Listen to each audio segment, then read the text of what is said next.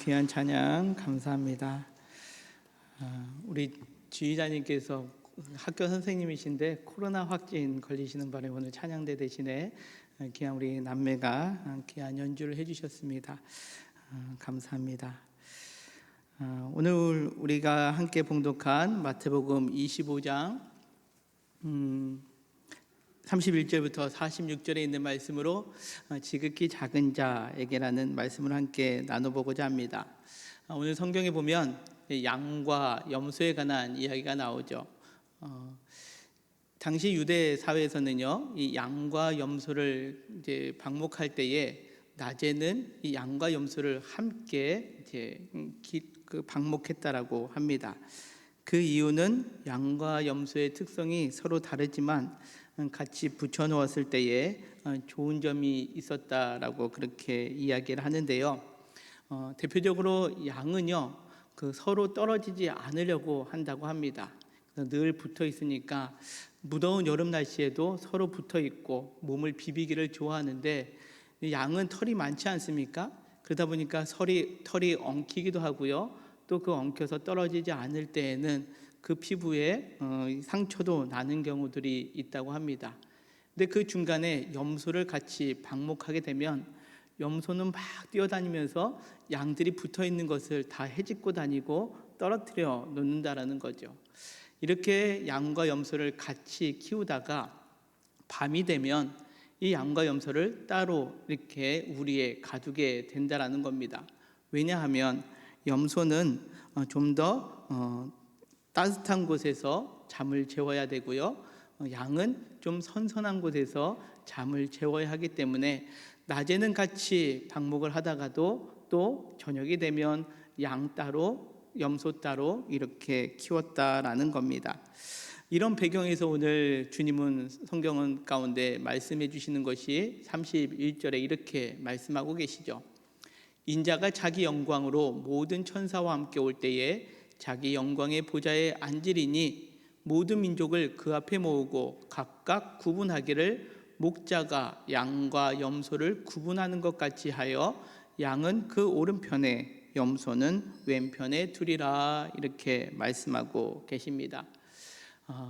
저녁이 되면 하루를 마감할 때 목자가 양과 염소를 따로 떨어뜨려 놓듯이 주님의 재림의 때에, 우리의 인생의 마지막 순간의 때에도 주님께서는 이 땅에 오셔서 우리를 따로 구분해 놓게 된다라고 그렇게 오늘 성경은 말씀합니다. 양과 염소를 따로 구분하였듯이 우리가 하나님 앞에 서는 순간에도 의인과 또한 하나님 앞에 죄인된 모습들의 모습을 따로 구분하게 되는데요. 오늘 먼저 오른편에 있는 양과 같은 존재에게 오늘 주님은 이렇게 말씀하고 계십니다. 그때의 임금이 그 오른편에 있는 자들에게 이르시되 내 아버지께 복받을 자들이여 나와 창세로부터 너희를 위하여 예비된 나라를 상속받으라, 이렇게 말씀합니다.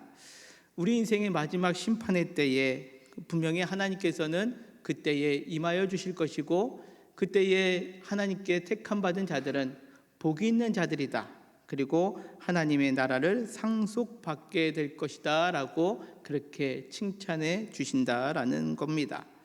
그렇다면 누가 양쪽으로 갈라졌을 때에 이러한 칭찬과 또한 하나님의 나라를 상속받는 위치에 설 수 있을까요? 이어지는 35절은 이렇게 말씀합니다. 내가 줄일 때에 너희가 먹을 것을 주었고, 목마를 때에 마시게 하였고, 나그네 되었을 때에 영접하였고, 헐벗었을 때에 옷을 입혔고, 병들었을 때에 돌보았고, 옥에 갇혔을 때에 와서 보았느니라, 이렇게 말씀합니다. 오른편에 서 있던 사람들이 행한 것은 소위 말해서 6가지의 선행의 모습이 담겨 있습니다. 어찌 보면 좀 사소한 거죠. 구제를 잘했다라는 의미인데, 구제를 잘했다라고 해서 그들이 하나님 나라의 그 은혜를 상속받았다라고 그렇게 이야기할 수 있을까요? 배고파하는 사람에게 먹을 거 주고, 목말라한 사람에게 물을 주고, 거처할 것이 없는 자, 그리고 옷을 제대로 입지 못하는 자, 병든 자, 갇혔던 자들을 돌보았을 때에 하나님은 그들에게 하나님 나라를 들어갈 수 있는, 그런 하나님 나라에 들어갈 수 있는 특권을 주신다라는 겁니다. 그런데 이 이야기를 들었을 때에 그 오른편에 있던 사람들의 반응이 오늘 이렇게 기록하고 있죠. 이에 의인들이 대답하여 이르되 주여 우리가 어느 때에 주께서 줄이시는 것을 보고 음식을 대접하였으며 목마르시는 것을 보고 마시게 하였나이까? 어느 때에 나그네 된 것을 보고 영접하였으며 헐벗으신 것을 보고 옷을 폈나이까? 어느 때에 병든 것이나 옥에 갇힌 것을 보고 가서 배웠나이까 하리니? 라고 그렇게 이야기를 합니다. 자, 너희에게 하나님 나라를 상속해 줄 거야 라고 했다면 이야 우리가 상속받았다라고 좋아해야 할 테인데, 이들은요 오늘 무엇이라고 이야기하냐면 우리가 어느 때예요? 라고 그렇게 이야기를 하는 거죠. 우리가 언제 그렇게 상 받을 만한 일을 했나요? 라고 지금 되묻고 있다는 사실입니다. 이 칭찬받는 사람들의 특징을 다시 한번 살펴보면 이거죠. 자신들이 주님을 위하여 행한 일이 없다라고 그렇게 여긴다라는 겁니다. 우리가 어느 때에 주님을 위해서 우리가 그렇게 했습니까? 라고 반문하는 거죠. 이 의미를 다시 한번 되새겨보면 이렇게 해석할 수도 있습니다. 우리는 주님을 위해서 하기보다는 그냥 내 주변에 약한 자들에게 동일하게 행했다라고 그렇게 이해할 수 있습니다. 그냥 단지 주님 때문이 아니라 내 주변에 약한 자들이 있으면 그들을 도왔고 그들에게 그냥 하는 것은 당연한 것이었다라는 거죠. 그러기에 오늘 성경 속에서 이 칭찬받았던 사람들의 또 다른 특징을 보면 이 선행은요 자신도 모르는 사이에 도운 것이다라고 그렇게 이야기할 수 있습니다. 내가 저걸 도우면 내가 하나님 나라를 받을 수 있겠구나, 머릿속에서 계산이 막 돌아간 다음에 돕는 것이 아니라 그냥 약한 자들, 지극히 작은 자들을 볼 때 그들이 돕게 되었다라는 것을 이야기하고 있죠. 엄밀히 얘기하면 자신도 모르는 사이에 도왔다라는 의미를 마태복음 6장에서는 은밀하게라는 단어를 쓰고 있습니다. 내 구제함을 은밀하게 하라. 은밀하게 보시는 중에 너희 아버지께서 갚으시리라 라고 그렇게 말씀하고 계시다라는 거죠.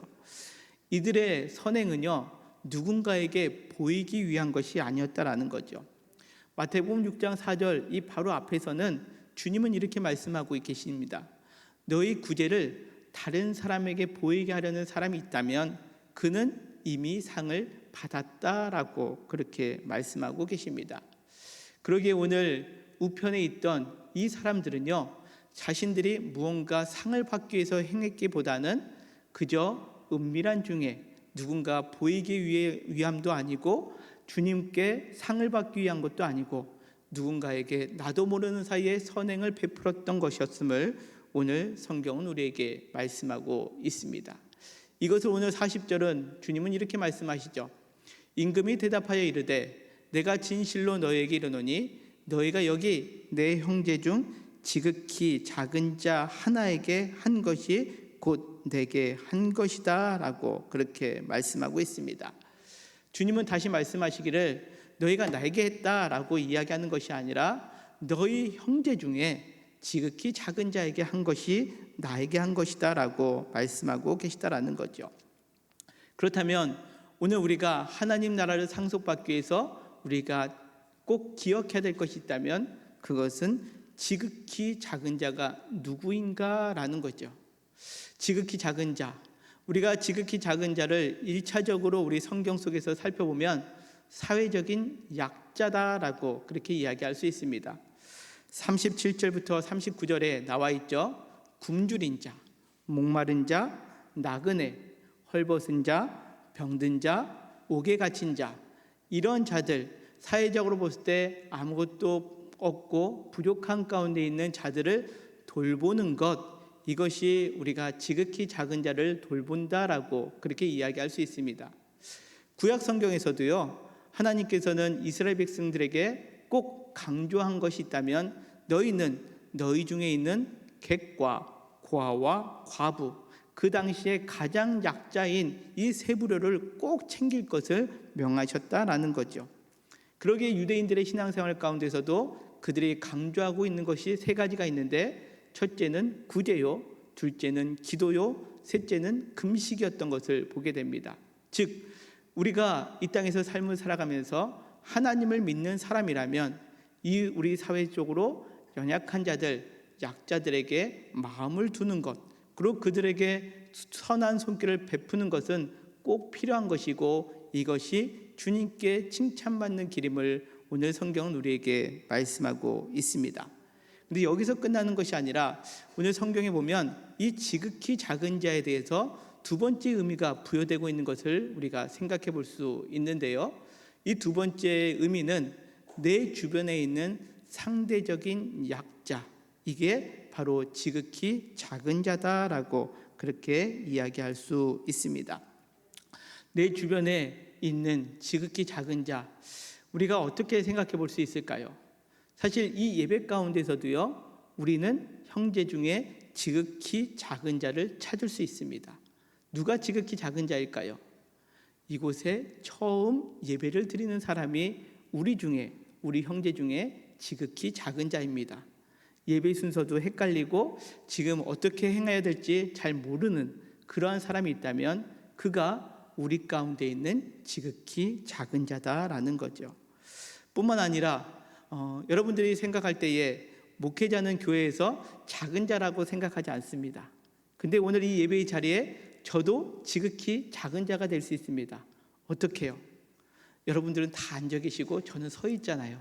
그러면 저는 지극히 작은 자가 될 수 있다라는 겁니다. 여러분들 가정에서도요, 그렇게 우리가 생각해 보면 지극히 작은 자는 존재하게 되어 있다라는 겁니다. 누가 지극히 작은 자일까요? 가족들이 하루 일과를 다 마쳤습니다. 그리고 모두가 편안히 쉬고 있는데 한 사람만큼 분주하게 일을 하고 있다면 그 사람이 그 가정의 지극히 작은 자이다라는 거죠. 그것이 아버지가 될 수도 있고 어머니가 될 수도 있고 자녀들이 될 수 있습니다. 그러기에 이 내 주변에 상대적으로 약자다라고 이야기하고 있는 이 지극히 작은 자는 모든 사람이 가능하게 된다라는 거죠. 그러기에 오늘 말씀 속에서 지극히 작은 자라는 표현이 절대적인 약자다라고 그렇게 의미도 하겠지만, 오늘 성경은 이렇게 표현하고 있죠. 내 형제 중에 있는 지극히 작은 자다라고 그렇게 표현하고 있는 겁니다. 한 가지 더 생각해 볼까요? 자, 제가 지극히 작은 자다라고 그렇게 말씀을 드렸습니다. 어젯밤에 있었던 일인데요. 어젯밤에 제가 저녁을 식사를 좀 과하게 먹은 것 같습니다. 그래서 한 9시쯤 됐는데 이제 급체기가 이제 몸에서 이제 느껴지는 겁니다. 설교 준비 마무리는 안 됐는데, 그래서 막 체기가 있고 하니까 저희 집사람이 저의 불편함을 보더니 그 밤에 나가서 약을 사오는 겁니다. 우리 집사람이 저를 봤을 때 그 당시에 우리 집사람의 입장에서는 제가 지극히 작은 자인 거죠. 아프잖아요. 그래서 일은 있으니까 그것을 약을 먹으려고 밖에 나갔다 오기도 좀 불편하고 있는 그 상황을 보니까 저희 집사람은 그 순간에 저를 지극히 작은 자로 본 겁니다. 근데 저희 집사람이 약을 사와서 약을 먹는데 체기가 잘 가시지 않는 겁니다. 근데 저희 집사람이 제 손을 주물르고 이제 어깨나 이런 데 소화가 잘 되는 곳에 이렇게 막 주물릅니다. 저희는 그렇게 삽니다. 그러니까 이게 살다 보니까 저희 집사람이 그렇게 막 땀을 흘리면서 막 저를 주물르고 있으니까 제 마음속에 제가 불편했지만 그렇게 애써주시는 우리 집사람을 볼 때, 아내를 볼 때 저희 집사람이 제게는 지극히 작은 자가 되고 있는 거죠. 그런 마음이 들 때, 이것이 바로 우리 삶 속에 늘 존재할 수 있는 지극히 작은 자의 관계의 모습이다라는 겁니다. 우리가 삶을 살아가면서 내 주변에 나를 제외하고 모두가 지극히 작은 자가 될 수 있음을 우리는 기억해야 된다라는 거죠. 다양한 시각에서 찾을 수 있는 겁니다. 그렇다면 우리는 어떻게 이러한 다양한 시각 속에서 내 주변에 있는 지극히 작은 자를 우리는 찾아볼 수 있을까요? 오늘 말씀을 이해하기 위해서는요, 우리가 이 마태복음 25장 1절부터에 있는 말씀을 다시 한번 되짚어 살펴볼 필요가 있습니다. 25장 1절부터 13절까지는 어떠한 말씀이 나와 있습니까? 우리가 3월 첫째 주에 말씀 본 것처럼 열 처녀의 비유에 관한 말씀이 있습니다. 이 열 처녀의 비유에서 그 신앙의 내용이 가질 때에 그들은 그 천국 잔치에 들어갈 수 있었다라고 우리가 그렇게 말씀을 함께 나누지 않았습니까? 열 처녀가 함께 있을 때에 그들은 등을 같이 준비했습니다. 신앙의 형식은 모두가 동일하게 갖춰져 있었습니다. 그러나 천국 잔치에 들어갔던 사람은 무엇을 준비했던 사람이라고 말씀을 드렸습니까? 기름을 준비한 사람이었고 그 기름은 우리의 신앙의 내용이다라고 그렇게 말씀드렸습니다. 그 신앙의 내용은 뭐라고요? 예수 그리스도의 십자가. 그 십자가가 우리의 그 예배의 형식, 우리의 기도의 형식, 우리의 신앙의 형식 안에 담겨 있을 때만이 우리는 구원받는 하나님 나라의 잔치에 들어갈 수 있는 존재임을 우리가 함께 말씀을 통해서 배웠습니다. 그렇습니다. 오늘 우리가 지극히 작은 자를 볼 수 있어서 그들을 돕을 수 있는 길은 우리의 마음속에 이 신앙의 내용인 그리스도의 십자가가 우리 안에 충만하게 있을 때에 우리가 눈을 들어 우리 주변에 있는 지극히 작은 자를 볼 수 있게 된다라는 사실입니다. 그리스도의 십자가는 사랑입니다. 그리고 우리를 긍휼히 여겨주시는 하나님의 은혜입니다. 그러기에 그것이 우리 마음에 가득 차 있을 때에 우리는 우리 주변에 지극히 작은 자들을 살펴볼 수 있는 영안이 열리게 된다라는 사실이죠. 또 하나는 25장 14절부터 나와 있는 달란트 비유에 나와 있는 2달란트, 5달란트 받았던 종들의 모습입니다. 그들은 주님께서 주시는 그 풍성함을 가지고 그들은 나가서 열심히 일했습니다. 왜 일했다라고 말씀드렸습니까? 그 주님께서 자기에게 그 맡겨주신 그 마음을 온전히 헤아렸기 때문에 그들은 5달란트와 2달란트를 가지고 나가서 장사하여 이익을 남겼다라고 그렇게 말씀드리지 않았습니까? 그렇습니다. 내가 이 땅을 살아가면서 하나님께서 나에게 허락해 주시는 그 많은 것들, 그것이 때로는 상대적으로 적다 할지라도 나에게 왜 이것을 맡겨주셨는지 그 주님의 마음을 온전히 헤아릴 때에 우리는 그 헤아리는 마음 속에서 내 형제들 중에 우리는 지극히 작은 자를 찾을 수 있게 된다라는 사실입니다.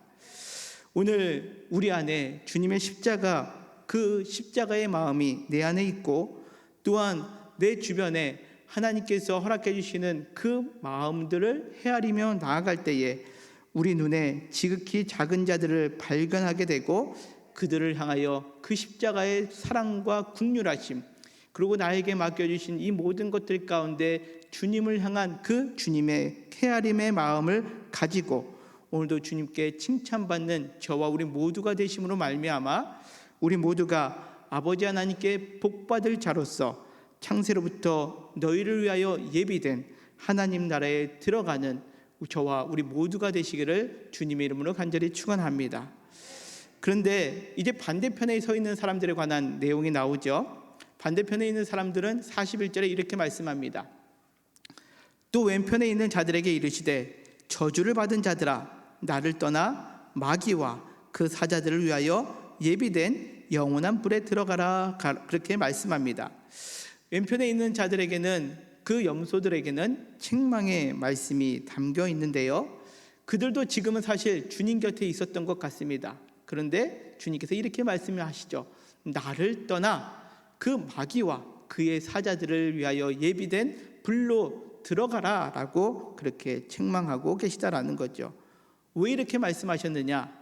이어지는 42절 43절은 이렇게 말씀합니다.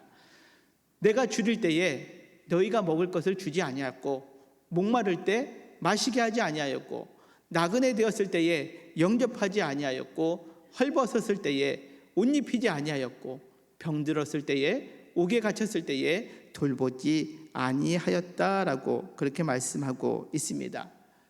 이 왼편에 있는 사람들에 대한 주님의 책망은 무엇이라고요? 바로 돌보지 아니하였다라는 겁니다. 이들이 살인을 저질렀나요? 남의 물건을 훔쳤나요? 아니면 하나님 앞에 큰 죄를 범했나요? 아닙니다. 그들은 단지 돌보지 아니하였다라는 이유로 그들은 영원한 불에 들어간다라고 그렇게 오늘 성경은 말씀하고 있습니다. 그때에 그 왼편에 있던 사람들이 지금 주님 앞에 항변합니다. 뭐라고 이야기합니까? 그들도 대답하여 이르되 주여, 우리가 어느 때에 주께서 줄이신 것이나 목마르신 것이나 나그네 되신 것이나 헐벗은 것이나 병드신 것이나 옥에 갇힌 것을 보고 공양하지 아니하더나이까 라고 그렇게 이야기를 하죠.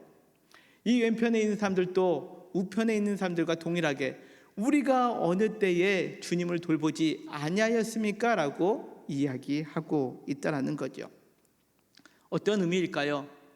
자, 이 책망받은 사람들은 우리 눈앞에서 주님이 그런 어려움 당하고 있었다면 우리가 안 했겠어요? 했지요 라는 그런 이야기입니다. 그러기에 주님이 그런 일을 당하셨다면 당연히 우리는 돌보았습니다. 아니, 빚을 내서라도 주님이 그 어려운 가운데 있었다면 우리는 열심히 했을 겁니다 라고 그렇게 그들은 항변하고 있다는 사실입니다. 그때 주님은 45절에 이렇게 말씀합니다. 이에 임금이 대답하여 이르시되 내가 진실로 너에게 이르노니 이 지극히 작은 자 하나에게 하지 아니한 것이 곧 내게 하지 아니한 것이다 라고 그렇게 말씀하고 있습니다. 조금 전에 말씀드린 것처럼 이들은 엄청난 죄를 지은 것도 아닙니다. 그러나 단지 그들은 하지 아니한 죄를 범함으로 말미암아 영원한 불에 들어가게 되었다라고 그렇게 성경은 말씀하고 있습니다. 그들 눈에 지극히 작은 자가 주님이다라는 것을 보게 되었다면 그들도 행했을 겁니다. 그러나 그들의 삶 속에서는 이 지극히 작은 자가 눈에 들어오지 않았던 거죠. 이들은 주님 곁에 있었습니다. 주님이었다면 우리가 모든 것을 할 수 있었죠 라고 했지만 그들은 그 주님을 온전히 보지 못했고 오늘 성경에서 말씀하는 것처럼 지극히 작은 자를 보지 못했기 때문에 그들은 하지 아니한 죄를 범하게 되었다라고 그렇게 성경은 말씀하고 있습니다. 그렇다면 그들은 왜 지극히 작은 자를 돕지 않았을까요? 보지 못했기 때문에 그런 거죠. 보지 못했기 때문에. 그들은 왜 자기 주변에 있는 지극히 작은 자를 보지 못했을까요? 조금 전에 설명한 것의 반대입니다. 10처녀의 비유에서 5처녀는 기름을 준비하여서 이제 그 신랑의 아내 십자가의 은혜를 기억했을 때 그 신랑과 더불어 잔치에 들어갔지만 미련했던 5처녀는 기름을 준비하지 아니했기에 그 안에 그 신앙의 내용이 없었기에 그 신랑의 잔치에 들어가지 못했던 모습을 우리는 기억하지 않습니까? 그렇습니다. 그들 안에 주께서 우리에게 주시는 그 십자가의 은혜가 그들에게 있지 않았을 때에 그들의 주변에 있는 지극히 작은 자를 볼 수 없었던 겁니다. 지극히 작은 자가 없었던 게 아니라 그들 안에 십자가의 은혜가 있지 않게 되다 보니까 그 주변에 그 형제들 중에 지극히 작은 자가 있었음에도 그들 눈에는 보이지 않았다라는 거죠. 또 하나는 달란트 비유에서 1달란트 받은 종처럼 그 주님의 마음을 헤아리지 아니하였을 때 나에게 이렇게 큰 것을 왜 맡기셨는지 그 마음을 헤아리지 아니하였을 때 그들은 자기 주변에 있는 사람들 가운데 지극히 작은 자를 발견할 수 없었다라는 겁니다. 여기서 우리가 생각해 볼 것이 있는데요. 바로 주님의 일이라는 겁니다. 주님의 일. 우리는 주님의 일을 뭐라고 생각합니까? 교회 와서 봉사하고요. 또한 찬양대도 쓰고 또 안내위원도 하고 교사도 하고 교회 청소도 하고 이런 걸 주님을 위한 일이다라고 생각합니다. 좀 더 확장해 보면 오늘 절대적인 약자, 사회적인 약자들에게 사랑을 베풀고 구제를 하는 것, 이것을 우리는 주님의 일이다라고 생각합니다. 여러분, 오늘 이 시간 제가 설교를 하고 있죠. 이 설교는 제 일일까요? 주님의 일일까요? 우리는 이렇게 설교하는 행위도 주님의 일이다라고 이야기를 합니다. 왜요? 예배 시간에 하고 있기 때문에 그렇죠. 그러나 여러분들, 주님의 일이라는 것은 오늘 두 가지, 즉 우리 안에 십자가의 은혜가 빠져 있고요. 또 우리 안에 그 주님의 마음을 헤아리지 않는다라면 이것은 주님의 일이 아니라 제 일인 겁니다. 제가 이 시간 이 강단에서 설교하고 있지만 제가 십자가를 모르고요, 십자가의 마음이 없고 그 주님께서 나에게 이 자리를 맡겨주신 그 주님의 마음을 헤아리지 않는 상태에서 제가 이 시간 설교를 하고 있다, 그것은 주님의 일이 아니라 제 일이 되어버렸다라는 것을 의미합니다. 그러기에 주님의 십자가의 사랑과 주님의 마음의 헤아림이 없으면 우리는 지극히 작은 자가 보이지 않게 된다라는 거죠. 여러분들, 주님의 십자가의 사랑과 또한 그 주님의 마음, 헤아리는 마음이 없으면 우리는 교회에서 일을 하고 있지만 그 일은 자기 일이 됩니다. 자기 일이 되면 어떻게 될까요? 내가 칭찬받아야 되고요, 내가 다른 사람들보다 좀 더 나아져야 되고, 내가 인정받아야 되고, 그렇지 못할 때는 우리는 시기하고 질투하고 또 일하면서도 신경질 내는 그러한 경우를 경험하게 된다라는 겁니다. 결국 지극히 작은 자가 보이지 않을 때 우리는 작은 자에게 하지 아니하는 죄를 범하게 되는 그러한 우를 범한다라는 것을 오늘 성경은 말씀하고 있죠. 우리가 생각할 때는 교회에서 일하기 때문에, 말씀대로 행했기 때문에 우리는 주님의 일이다라고 생각했지만 그 안에 십자가의 은혜가 빠져 있고 주님께서 나에게 이 주신 것들에 대한 그 주님의 마음의 헤아림이 없이 이것들을 감당하며 나아가면 우리는 지극히 작은 자가 보이지 않고 나를 위해서 하는 것들이 되어버리기 때문에 지극히 작은 자에게 하지 아니하는 죄를 범하게 된다라는 것을 오늘 성경은 우리에게 말씀하고 있습니다. 그러기에 주님의 일이란 무엇일까요? 주님의 그 십자가의 사랑, 그 열처녀가 그 기름을 가지고 준비했던 그 안에 있을 때, 그리고 주님의 그 마음을 헤아렸던 5달란트, 2달란트 받았던 종의 모습과 같이 그 모든 것들을 나가서 주님의 마음을 헤아려 일할 때에 우리가 그것이 진정한 주님의 일이 될 줄 여러분들 기억하시기를 바랍니다. 이 시간 바라옵기는 우리 교회가, 우리 모든 성도들이 교회에서뿐만 아니라 언제 어디서든지 이와 같이 주님의 일을 감당하는 복된 성도님들 되시기를 바랍니다. 무엇을 하든지 간에 가정에서나 생업의 현장 속에서나 학업 속에서나 우리가 만나는 모든 관계 속에서 주님의 그 십자가의 은혜를 기억하면서 또한 주님께서 나에게 허락하신 이 모든 상황 속에서 그 주님의 마음을 헤아리며 나갈 때에 우리는 그곳에서 지극히 작은 자를 발견할 수 있고 그 지극히 작은 자에게 돌보는 모습을 가질 때에 이 모든 것들이 주님의 일이 될 줄 여러분들 믿으시길 바랍니다. 오늘 설교의 결론의 말씀은 46절입니다. 그들은 영벌에, 의인들은 영생에 들어가리라, 그렇게 말씀하고 계십니다. 이 말씀을 우리가 행위에 국한돼서는 우리가 오해할 수 있습니다. 야, 우리가 구제를 잘하면 천국 갈 수 있구나. 구제하지 아니하면 우리는 지옥에 들어가네? 라고 그렇게 생각할 수 있는데 그렇게 생각하면 안 됩니다. 오늘 성경 말씀을 통해서 왜 지극히 작은 자에게 행하게 되었는지 우리는 우리 스스로를 점검해 보아야 한다라는 거죠. 언제나 내 안에 신앙의 내용인 그리스도의 십자가가 내 안에 담겨져 있는지, 그리고 나에게 베풀어 주신 이 모든 환경 속에서 그 주님께서 나에게 허락해 주신 이것들을 헤아리는 그 마음을 갖고 있는지, 그럴 때에 내 주변에 지극히 작은 자가 보이게 되고 그들에게 온전히 행할 수 있게 된다라는 사실입니다. 반대로 신앙의 형식은 있습니다. 예배의 자리에 있고 기도합니다. 찬양대합니다. 봉사합니다. 그런데 그리스도의 십자가가 없습니다. 주님의 마음에 그 헤아리는 마음이 없습니다. 그러면 결국 빈 껍데기의 신앙이 되고 결국 오늘 46절에 있는 말씀처럼 그들은 영벌, 영원한 벌에 처하게 된다라는 것을 오늘 성경은 우리에게 말씀하고 있습니다. 그러기에 마태복음 7장 21절은 이렇게 말씀합니다. 나더러 주여 주여 하는 자마다 다 천국에 들어갈 것이 아니요 다만 하늘에 계신 내 아버지의 뜻대로 행하는 자라야 들어가리라, 그렇게 말씀하고 있습니다. 지금은 사순절 기간입니다. 여러분들 눈에는 지극히 작은 자가 보이십니까? 그들이 지금 내 눈에 보였다면 여러분들은 그들을 향해서 어떻게 대하고 어떻게 행하고 계십니까?